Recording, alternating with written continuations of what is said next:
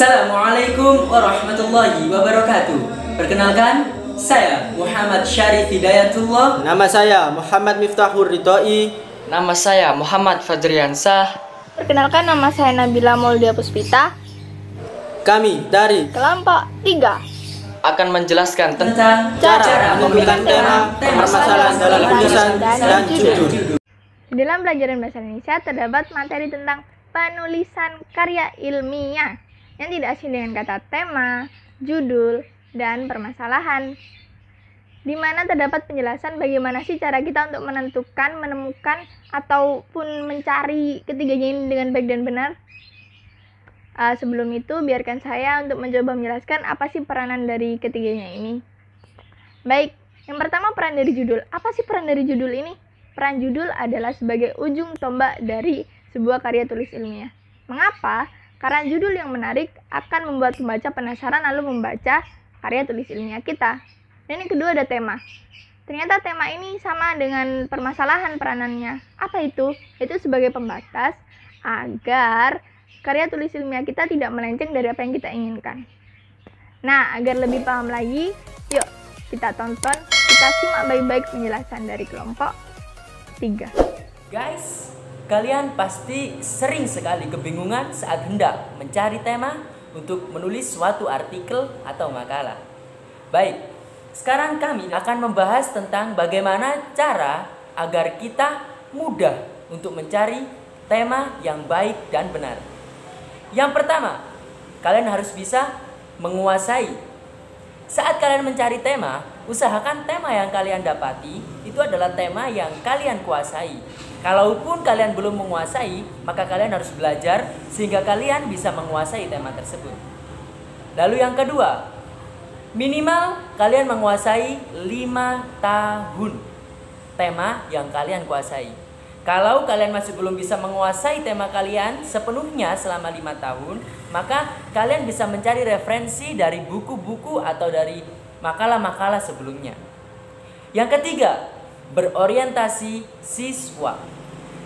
Jadi pada saat kalian menuliskan suatu makalah atau artikel, kalian harus memiliki tema yang berorientasi siswa. Karena apa? Kalian menulis tidak untuk diri kalian sendiri, namun kalian menulis untuk para pembaca. Jadi, berorientasi siswa artinya adalah kalian harus bisa membuat pembaca yang lainnya paham akan apa yang kalian tuliskan. Karena sifatnya adalah edukatif, mendidik. Baik, yang selanjutnya adalah hasilnya nyata. Karena pada saat kalian menuliskan suatu artikel, kalian harus bisa membuktikan artikel tersebut. Kalian harus bisa menerapkan artikel tersebut dalam kehidupan sehari-hari kalian. Lalu yang selanjutnya adalah topiknya masih hangat. Karena pada saat kalian menulis suatu artikel, pembaca pasti akan senang jika kalian menuliskan topik-topik yang lagi gempar-gemparnya sekarang. Yang selanjutnya adalah konten. Kalian saat menuliskan suatu artikel, kalian harus mencari tema yang sekiranya bisa kalian gunakan untuk konten. Karena itu pasti akan bisa membuat payback pada kalian, biaya kepada kalian untuk kembali. Nah, yang selanjutnya pemasaran. Pada saat kalian melakukan review untuk mencari suatu tema, maka di situ kalian harus paham akan pemasaran tema kalian. Karena kalian menurunkan makalah ini, menurunkan artikel kalian tidak pada orang-orang terdekat kalian, tapi kalian akan menurunkan artikel ini kepada orang-orang lain, seluruh pembaca yang mendapati artikel kalian. Maka kalian harus paham tentang apa yang kalian tulis, kalian harus paham tentang tema apa yang akan kalian tulis. Di sini kita belajar bahwa jangan terlalu rumit dalam memilih tema. Cari tema yang paling mudah, yang paling kalian pahami, walaupun itu sederhana, yang penting kalian bisa menjelaskannya dengan kata-kata yang penuh makna. Judul adalah nama yang dipakai untuk bab dalam buku, kepala berita, dan lain-lain. Identitas atau cermin dari jiwa seluruh karya tulis bersifat menjelaskan diri dan menarik perhatian. Ada kalanya menentukan wilayah atau lokasi, ada juga judul sebagai lukisan atau suatu artikel atau juga disebut miniatur isi bahasan. Judul dalam karya ilmiah dirumuskan dalam satu frasa yang jelas dan lengkap. Judul juga mencerminkan hubungan antar variabel. Istilah hubungan di sini tidak selalu mempunyai makna korelasional, kausalitas, ataupun determinatif. Judul juga mencerminkan dan konsisten dengan ruang lingkup penelitian, tujuan penelitian, subjek penelitian, dan metode penelitian. Judul dibagi menjadi dua, yaitu judul langsung dan judul tidak langsung. Judul langsung adalah merupakan judul yang erat kaitannya dengan bagian utama berita, sehingga hubungannya dengan bagian utama nampak jelas. Yang kedua, judul tidak langsung. Judul tidak langsung hubungannya dengan bagian utama berita tapi menjiwai seluruh isi karangan atau berita. Permasalahan dalam tulisan. Dalam permasalahan tulisan ada beberapa hal yang perlu dikuasai. Yang pertama, identifikasi masalah. Yang kedua, rumusan masalah. Dan yang ketiga adalah batasan masalah. Pertama, identifikasi masalah. Identifikasi masalah adalah pengenalan masalah yang ada di dalam latar belakang masalah. Identifikasi dikatakan sangat penting dalam suatu proses penelitian karena akan menentukan kualitas dari penelitian tersebut. Masalah dalam penelitian bisa kita temukan lewat literatur atau melakukan pengamatan lapangan.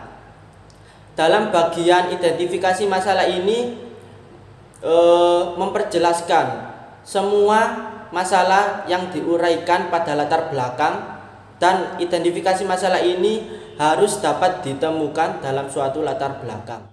Kedua, rumusan masalah. Rumusan masalah adalah tulisan yang berupa pertanyaan-pertanyaan mengenai suatu kasus atau topik tertentu yang akan dibahas dalam suatu proses penelitian. Rumusan masalah ini sifatnya lebih jelas, singkat, dan lebih terarah. Rumusan masalah ini terletak setelah latar belakang masalah. Dalam rumusan masalah berfungsi untuk menjelaskan masalah, bagaimana terjadinya masalah, dan juga menentukan solusi. Berdasarkan pandangan di atas, dapat disimpulkan bahwa ada beberapa hal yang perlu diperhatikan dalam merumuskan masalah penelitian, antara lain sebagai berikut.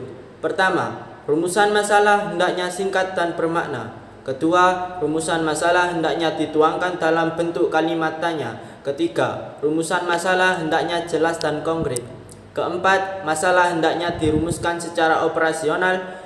Kelima, rumusan masalah hendaknya mampu memberi petunjuk tentang memungkinkannya pengumpulan data di lapangan. Dan yang terakhir, perumusan masalah harus dibatasi ruang lingkupnya, sehingga itu memungkinkan penarikan simpulan yang jelas dan tegas.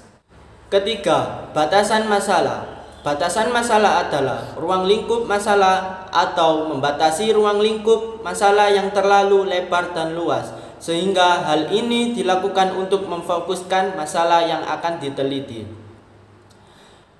Tujuan batasan masalah ini adalah agar masalah lebih spesifik dan tidak mengambang, dan masalah ini juga akan memudahkan para pembaca dan peneliti untuk memahami arah tujuan penelitian tersebut. Kesimpulannya adalah yang pertama, tema merupakan pokok pemikiran, ide ataupun gagasan yang akan disampaikan penulis ke dalam karangannya. Yang kedua, ada permasalahan, yaitu menjelaskan atau memahami bagaimana cara mengeluarkan pendapat secara lisan, logis, tertulis, dan sistematis. Dan yang terakhir adalah judul, merupakan lukisan singkat suatu artikel atau disebut juga dengan miniatur isi bahasan. Ya, sekian dari kelompok 3.